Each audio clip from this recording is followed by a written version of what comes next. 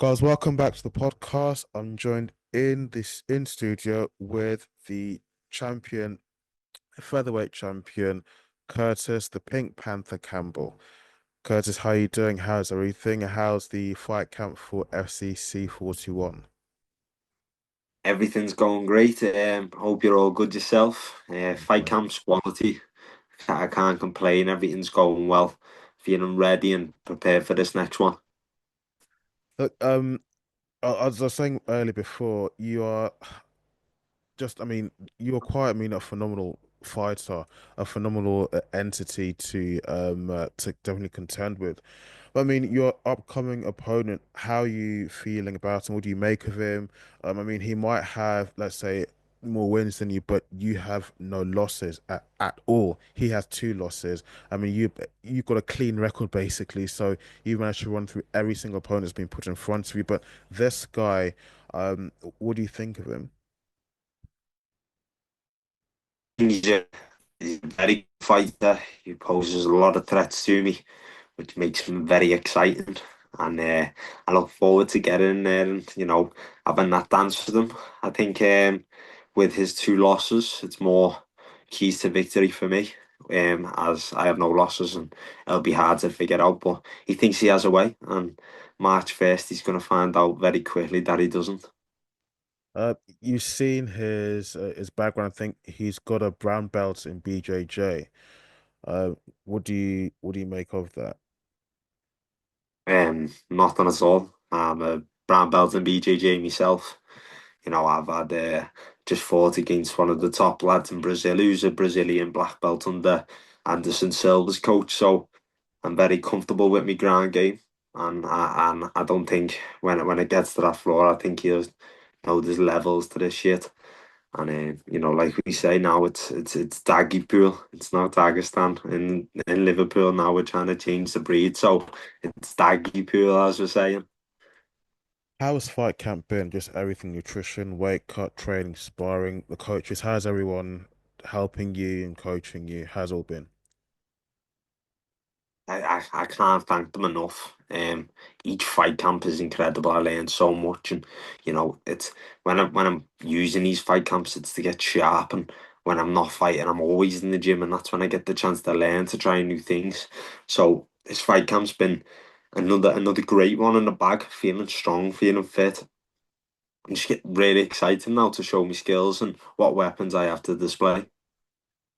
I know you must have been asked this question many times before, but it's the first time of me speaking with you.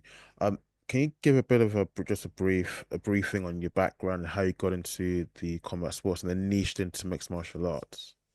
Yeah, when I was little, just short, fat kid and easy target. So I just sort of took me, like my mum and dad took me to my cousin's gym, Thai boxing gym, and that's where I met my coach that I'm still with now, Kyle Keane, and he sort of took me under his wing. I don't know why, but he must have seen something in me that no one else did. And 14, nearly 15 years later now, I'm still doing this, and I'm grateful for it. Started from a young age, and I am happy to say it's my life. It's took over everything, and anyone who's around me knows I breathe, and this is it. I've got no backup plan. This is my plan, and I won't stop until the plan works and the dreams are set. You many years ago, many moons ago, you were actually I don't like to use that word so much, but okay, you were actually fat before. Because looking at you, I would never have thought you were ever, let's say, overweight or obese like that. Well, it's obviously I'm very like harsh on myself, and I was fat and I was overweight when I was younger, and I'm happy to say that I don't think that changes anything. I think you have your body, and that's just how it is. But for me, it was like I didn't wanna be in that position because I had glasses, I had a little comb over, just making myself more of a target. So unfortunately, in Liverpool, it's not easy to come up round here. It's very tough and it's hard, and it's like that most places now in England. So making yourself a target isn't like my priority. So when I was younger, I just like when I was 14, 15, I was fighting. No, maybe a bit less, 13. I was fighting at the same weight that I started fighting at. So I was like 7 years old, and I think I had my first inter club around 52 kg. And like I weren't tall, I was very small, so I was just very small and wide. And like, don't get me wrong, it didn't hold me back. I was beating kids left, right, and centre when we was young, and it was down to me work ethic. No matter what, I've still got that fat kid inside of me, and I'm happy that he's there because he's put a lot of work. And I think now, if looking back on him, he'd definitely be looking up to me. And I knew I would have done him proud. So as long as I keep making myself proud, I'm happy with it. You know, I don't mean this in a negative way, but you used to mention there was glass in the combo, but altogether, I mean, you do look quite harmless. I mean, have people kind of mistaken that for a kind of weakness and maybe try to cross you as, has there ever been a situation where you've had to use your fighting skills to defend yourself, just let someone know, listen, I'm not gonna have this, or just stop it. Stop being so disrespectful. Yeah, I think Ilya Taporia hit it on the head, spot on. Like he never looks for a problem, but if the problem's come to him, then no fucking problem. Do you know what I mean? And that mentality is something that I've got myself. Like at the end of the day, I'm trying to like I say this to a lot of people, and a lot of people don't take it serious, but I've got a guilty pleasure in fighting. I really enjoy fighting to the deepest down. I enjoy the cuts. I enjoy getting cut. I enjoy the feeling because I don't think there's an adrenaline rush like it. So, like when people do underestimate me, it's okay. I've been underestimated quite a lot of my life, and I think I'm just happy with it. It puts more fuel in the fire. Well, someone, I mean, 6-0 as a pro fighter, and a title to top that off. Although of course you're still very young, so you still got a lot. I believe you still got a lot of fights ahead of you, a lot of wins ahead of you. Um, what keeps you mentally focused? And I've asked fighters what keeps them mentally focused in the cage, or what keeps them mentally, focused from start to finish, from start of fight camp to the end of that fight. This is the job that I chose. I didn't get put in this position. I didn't I didn't want anything else. I knew what I was getting into, and that's probably been one of the hardest things that I've had to learn. I chose this sport, so I have to deal with the weight cuts, I have to deal with the water load, and I have to deal with the diet, and especially the sacrifices like going out with your mates and partying and stuff. I don't do none of that. I sacrifice everything for this sport because but I don't think there's anything more exciting. For me, it's like two gladiators back in Rome back in the day, and I am that entertainer. And some people won't look at us that way, but at the end of the day, it's an entertaining sport. I am there to entertain. So I've just got to keep bringing these finishes, be violent, and hopefully I get noticed by the UFC. And I know I'm definitely not on the radar in some sense, but at the end of the day, it's not just me going for the same goal. There's thousands, millions of people out there wanting to get to the UFC, so it's just a matter of that rabbit race. I can't forget to touch on what I mustn't forget to touch on your gyms and the people who are training you, coaching you. Can you talk a bit about that? Casey Fight Base, Liverpool Combat Academy, MMA Academy. It's quite a few there. Well, yeah, that's not just all. Like I have a massive team around me. So I've got the lads in KC Fight Base, which is who runs it, which is Jay Campbell and Kyle Keane for me. And that's one's my dad, and Kyle's my first ever coach that I had.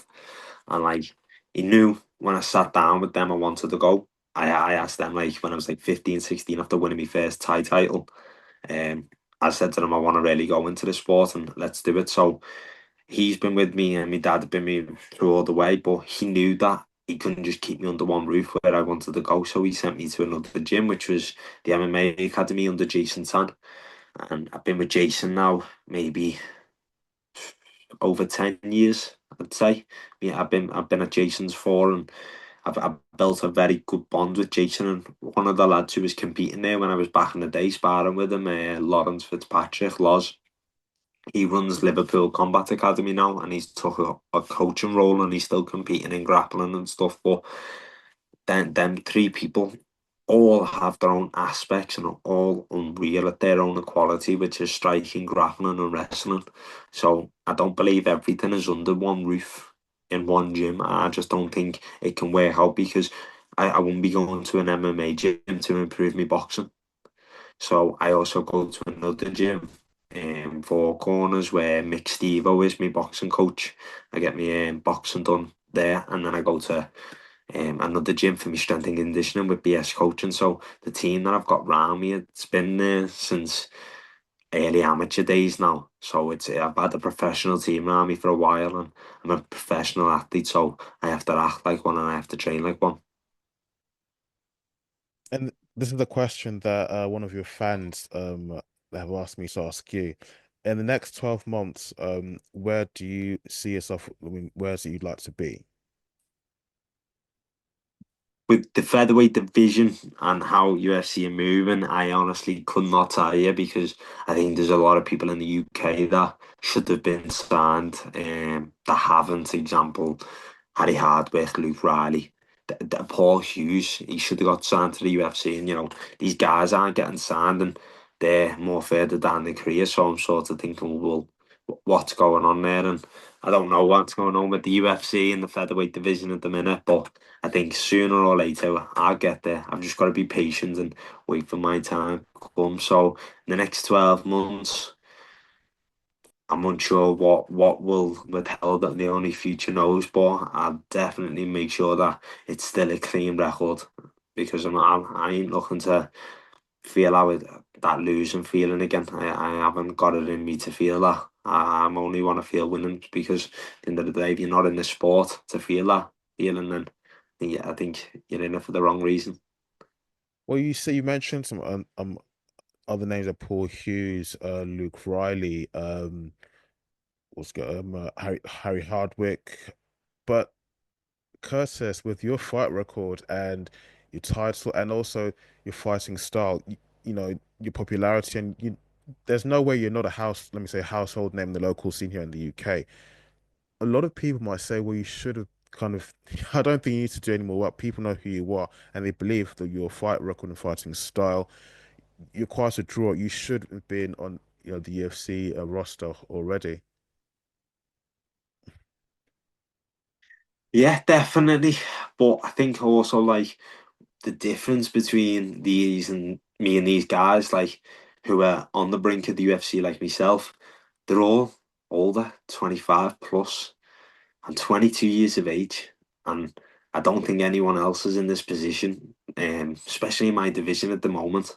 I think I'm the youngster out of the category, and I think the biggest advantage I have on my side is time.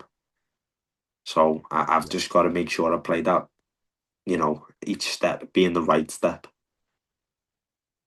What advice would you have for other guys who are a lot younger than you and also new to the fight game? As in, what advice would you give them? I think it's a tough game to be in. You got to really be mentally strong, and it does test you as a person, you know, and that's just fighting. But if you stay consistent and you stay going to the gym, and when you feel as you get up that next day and it's sore, it never goes away. My body hurts all the time when I'm training. You just get used to it. So as long as you're willing to put them sacrifices in and willing to attract what you're given in your life, in your timeline, you've got to attract everything because if you put negative thoughts out into the world, then negative things will come. So stay positive on your journey and just really bite down on that gum shield and make sure you work hard.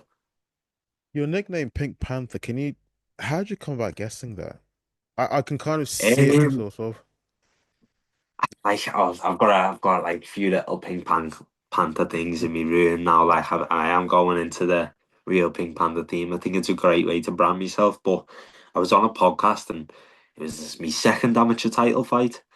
Well, third, but I lost my first, so it was my second. Like, got one going for it, and the first one a featherweight. And I was on a podcast, and he said, "I've got a name for you, because you wear your pink shorts and stuff like that, the Pink Panther." And from then I sort of just thought I really liked it. I really liked the theme that it sort of come across, and like even now, I'm a nerd myself. I've got a pink pad, pink PS pad. Do you know what I mean? And I just like the color pink. It's not my favorite color, but Mm. I really do like it. So I'd say it come up on a podcast, but regarding the pink shorts and the pink theme.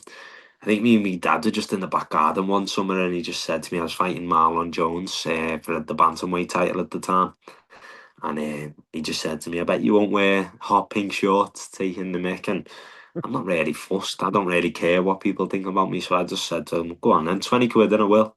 And he said, "All right." So I just bought a pair of the shorts cost me more. So Mm. the death row shorts actually cost me more, but I think it was a great. Everything happens for a reason, and whatever my dad said that day, it was meant to be. Two last questions. Any final words or message for your opponent? And have you ever met your opponent elsewhere? It's the first time of you even hearing of him.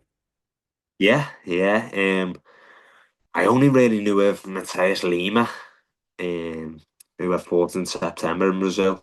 Obviously, Brazil's got a massive MMA scene, Oh especially yeah. with like the Bronx and stuff like that. It's crazy. So, but he was claiming that he's the best featherweight and stuff like that. And the only one who I heard of was Lima, and obviously he gave me a 5 round war. It was a tough fight. So, I know he's not coming to play games. I know he's coming to put one on my chin.